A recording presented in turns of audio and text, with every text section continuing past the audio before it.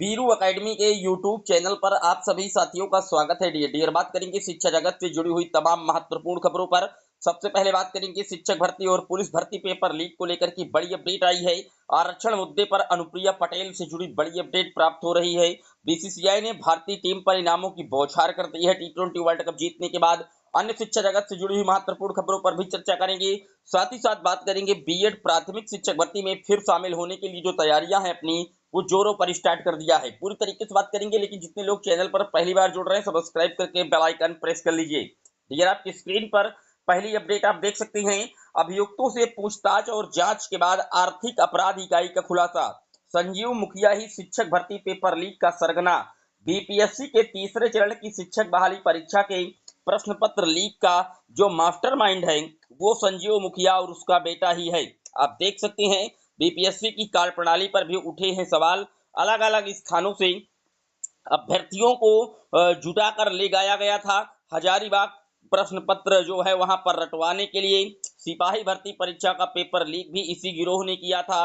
NEET paper leak में भी इसकी संलिप्तता पूरी तरीके से जाहिर है। तो आप देख सकते हैं 7 आरोपियों से पूछताछ पूरी हुई है, जेल भेजे गए हैं। संजीव के बेटे से पूछताछ में खुला है राज।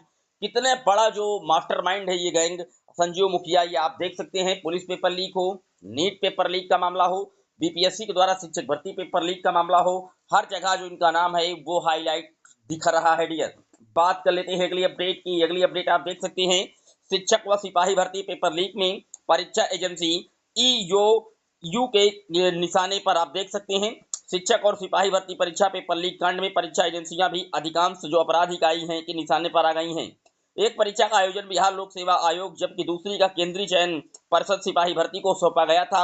लेकिन दोनों परीक्षाएं आयोग ने परीक्षा आयोजन के लिए प्रिंटिंग और लॉजिस्टिक के लिए जिस कंपनी से करार किया था उस कंपनी ने सौंपे काम न करके इसकी जिम्मेदारी थर्ड पार्टी को सौंप दी। जानकारी सामने आने के बाद आर्थिक अपराध इकाई ने परीक्षा एजेंसियों से पूछा कि उन्हें इस बात की जानकारी थी या नहीं। शिक्षक भर्ती पेपर लीक मामले में आर्थिक अपराध इकाई ने बिठर जेल में बंद 7 अभियुक्तों को रिमांड पर लेकर के पूछताछ की है। तो आप देख सकते हैं पेपर लीक को लेकर की जो कड़े कानून बनाए जा रहे हैं, चाहे केंद्र सरकार की तरफ से हो या विभिन्न राज्य सरकारों की तरफ से, अपने अपने राज्य में जो कड़े कानून है उनका प्रावधान किया जा रहा है। और निश्चित तौर पर जो जालसाज हैं ये बचना लगभग इनका नामुमकिन होता जा रहा है। डियर बात कर लेते हैं अगली अपडेट की। अगली अपडेट आप देख सकते हैं अनुप्रिया पटेल ने आरक्षण मुद्दे को लेकर के जो मुख्यमंत्री योगी आदित्यनाथ को चिट्ठी लिखी थी कि कहीं ना कहीं जो भर्तियों में जो एससी एसटी ओबीसी बैकवर्ड का जो आरक्षण है उनकी सीटों को सामान्य से भरा जा रहा है। ये उन्होंने लिख करके माननीय मुख्यमंत्री योगी आदित्यनाथ जी को एक लेटर स्वीकृत किया था।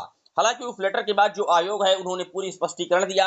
आयोग ने साफ तौर पर कहा कि अनुप्रिया पटेल का दिया गया बयान बेबुनियाद है और ऐसा किसी भी भर्ती प्रक्रिया में नहीं हुआ है।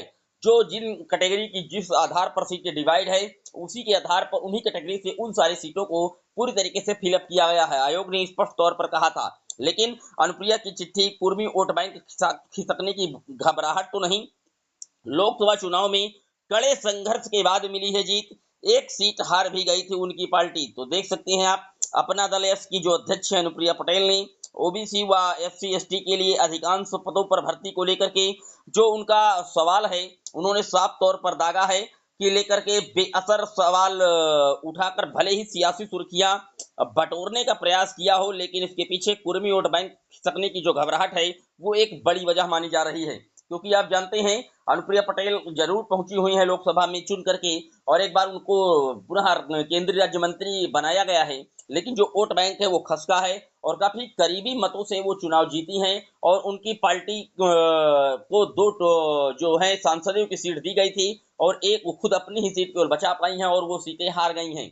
इसको लेकर के हो सकता है कि जो कुर्मी वोट बैंक है वो खिसक तो नहीं रहा, इसको लेकर के उन्होंने ये बयान दिया हो। तो इस तरीके से जो उनके बयान का अर्थ है वो निकाला जा रहा है।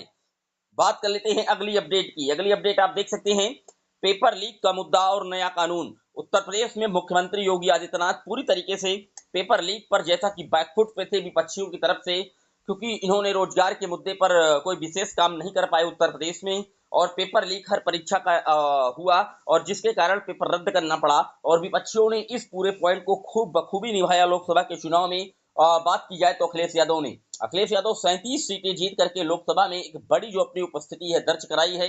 और वर्तमान जो सरकार है उत्तर प्रदेश की कार्यरत है योगी आदित्यनाथ जी, इनकी पार्टी को कहीं ना कहीं एक गहरी चोट दी है और उसी का नतीजा है कि अभी मुख्यमंत्री योगी आदित्यनाथ एक्शन में हैं और पेपर लीक जैसे मुद्दे से निपटने के लिए कड़े कानून का उन्होंने प्रावधान किया है। 1 करोड़ रुपए का जुर्माना और आजीवन कारावास का इन्होंने प्रावधान करके एक नया कानून पारित किया है कैबिनेट के द्वारा कि अब पेपर लीक से निपटने के लिए जो जालसाज हैं उनके ऊपर नकेल लगानी होगी और इसको लेकर के वो लगातार जो मंथन है चिंतन है कर रहे हैं और जो बेरोजगारी सबसे बड़ा मुद्दा बना हुआ है उत्तर प्रदेश में, इससे निपटने के लिए उन्होंने सभी आयोगों को जल्द से जल्द भर्ती है उनको निकालने का जो विज्ञापन है जारी करने का भी आदेश दिया है। डियर, बात कर लेते हैं अगली अपडेट की। अगली अपडेट आप देख सकते हैं, यूपी बोर्ड परीक्षा के लिए ऑनलाइन आवेदन आज से। 1 जुलाई से विद्यालय खुलने के साथ ही यूपी बोर्ड परीक्षा के लिए ऑनलाइन आवेदन शुरू हो जाएंगे। माध्यमिक शिक्षा परिषद की वेबसाइट पर 5 अगस्त तक आवेदन किए जा सकेंगे। विलंब शुल्क के साथ 16 अगस्त तक आवेदन किया जा सकेगा। विद्यालयों को फॉर्म भरने की अन्य प्रक्रिया 30 सितंबर तक पूरी करनी होगी। माध्यमिक शिक्षा परिषद के सचिव ने रविवार को समय सारणी जारी कर दी है। तो आप देख सकते हैं कक्षा 9 और 11 के लिए भी रजिस्ट्रेशन करना होगा और यूपी बोर्ड परीक्षा के लिए जो ऑनलाइन आवेदन है उसकी प्रक्रिया आज से स्टार्ट कर दी गई है। डियर, बात कर लेते हैं अगली अपडेट की। अगली अपडेट आप देख सकते हैं, स्वास्थ्य विभाग के खाली पदों को भरने की जो कवायद है वो तेज कर दी गई है। उत्तर प्रदेश में स्वास्थ्य विभाग में लंबे समय से खाली चल रहे पदों पर अनुबंध के आधार पर भर्ती की जाएगी। विभाग की कोशिश है कि करीब 500 चिकित्सकों का साक्षात्कार वॉक इन इंटरव्यू के जरिए भरा जाएगा ताकि प्राथमिक एवं सामुदायिक स्वास्थ्य केंद्रों की व्यवस्था को दुरुस्त किया जा सके। प्रदेश में प्रांतीय चिकित्सा सेवा संवर्ग के 5000 से ज्यादा पद खाली चल रहे हैं। इन पदों के सापेक्ष कुछ चिकित्सकों की पुनर्नियुक्ति के जरिए भर्ती की जाएगी तो कुछ को अनुबंध के माध्यम से भरा जाएगा। तो आप देख सकते हैं स्वास्थ्य विभाग में जो भर्ती की तैयारी है अनुबंध के आधार पर वो पूरी तरीके से सरकार की तरफ से हर झंडी मिल गई है और बहुत जल्द जो कवायद है इसकी वो तेज कर दी जाएगी।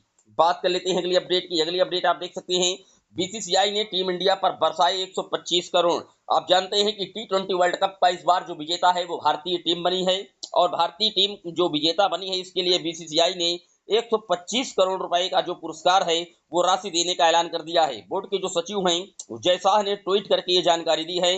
वो राशि सभी 15 खिलाड़ियों में बराबर बांटी जाएगी। इसमें हर खिलाड़ी को करीब 8.33 करोड़ रुपए मिलना लगभग तय हो गया है। तो आप देख सकते हैं बड़ी जो उपलब्धि है भारतीय टीम के लिए वो हुई है। T20 वर्ल्ड कप 2024 में नॉकआउट सीरीज उन्होंने जीती है। कोई भी मैच किसी भी टीम से भारतीय टीम ने नहीं हारा और अंत तक फाइनल मैच जीत करके एक जो फतेह है वर्ल्ड कप का उन्होंने अपने नाम किया है। तो इसके लिए बीसीसीआई ने 125 करोड़ रुपए की जो बौछारी राशि है उन्होंने सभी भारतीय टीमों को ऊपर 15 सदस्यीय टीम पर न्यौछावर कर दी है। डियर, बात कर लेते हैं अगली अपडेट की। अगली अपडेट आप देख सकते हैं, बीएड की तरफ से पुनः जो सेवा में हैं श्रीमान डिप्टी कमिश्नर आप पुलिस महोदय डिप्टी कार्यालय पार्लियामेंट स्टेट नई दिल्ली को एक ज्ञापन दिया गया है और इस पूरे ज्ञापन पर इन्होंने यही कहा है कि हम लोकतांत्रिक रूप से जो अपना धरना प्रदर्शन सही जंतर मंतर पर करेंगे।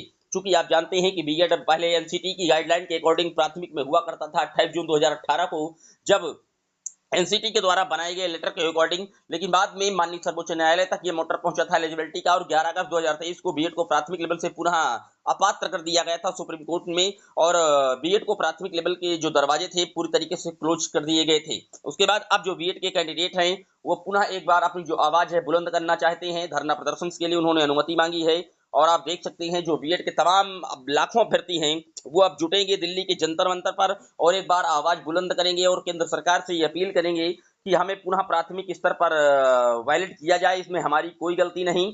या जब तक बीएड था जिन्होंने देख करके बीएड किया है 1 to 5 के लिए मतलब 28 जून 2018 से लेकर के 11 अगस्त 2023 तक जब तक डिसीजन आया सुप्रीम कोर्ट का तब तक बीएड को प्राथमिक में या तो वैलिड किया जाए या नए सिरे से कोई कानून बना करके केंद्र सरकार पुनः प्राथमिक स्तर की शिक्षक भर्ती के लिए बीएड को पूरी तरीके से कहीं ना कहीं वैलिड कराए। इसके लिए जंतर मंतर पर एक जो बड़ा धरना प्रदर्शन है उसके लिए उन्होंने पुलिस आयुक्तों को लेटर ज्ञापन सौंपा है और जल्द ही एक जो बार जो बीएड के अभ्यर्थी हैं लाखों जुट करके एक बार जो अपनी आवाज है पुनः बुलंद करने जा रहे हैं। फिलहाल ये था आज का शिक्षा जगत से जुड़ा हुआ दैनिक वीडियो। कैसा लगा कमेंट जरूर करिएगा। चैनल पर पहली बार आए सब्सक्राइब कर लीजिएगा। फिर मिलेंगे एक और वीडियो में, तब तक के लिए जय हिंद जय भारत।